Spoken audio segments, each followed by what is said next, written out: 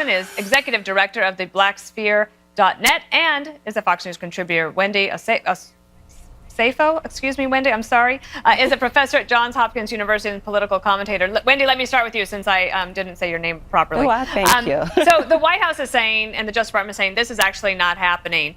But when I read your reaction to it, obviously there is some concern amongst the African American community that there could be a decision by the Justice Department to go after these kind of cases. What do you think?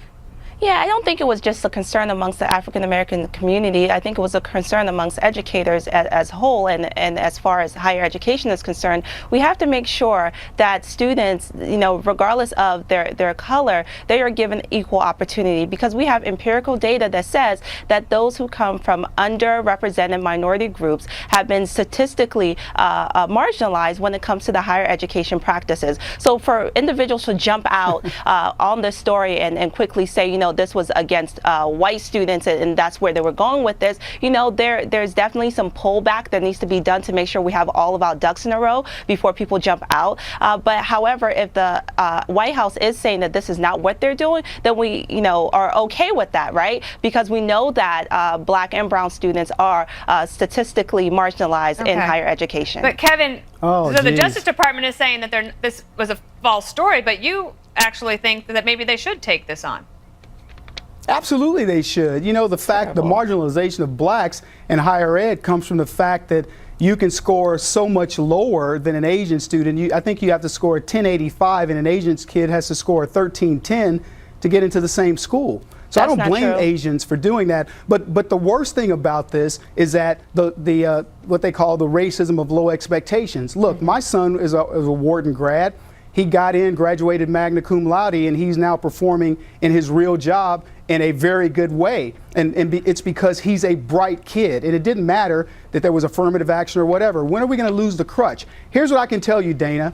No white kid is trying to get into an HBCU, a historically black college university. You're not going to see the racist activities of those schools that are overwhelmingly black being pursued by white kids. Why? Because those schools aren't performing at the level of Harvard. So the discrimination is right in your face with HBCUs, but when it comes to actual schools like Harvard that should be based on your ability to do the job, we placate to the black community. All right, Wendy, let me have you respond to that.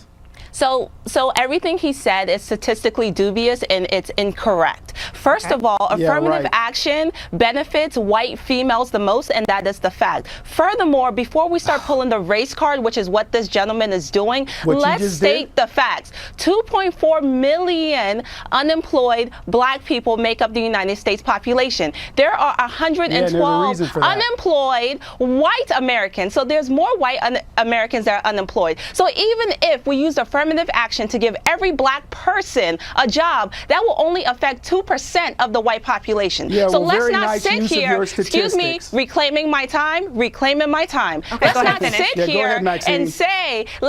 here and say, that everything is based on race when it's not. There are black students who perform at high levels and they have a rightful place in any Ivy League institution. Okay, here's the thing that we all agree on. Black kids. We all agree. Black kids that perform at higher levels, and that's the way it should be. Look, you can look at the statistics. Blacks are historically underemployed, period. I don't know where you're getting your facts from, if it's from the back of a cookie jar, but you're clearly wrong. Are we out of time? Okay, yes, we're out of time, but here's a fact. We all want people to succeed, and so we can work together on that. All right, thanks to you both.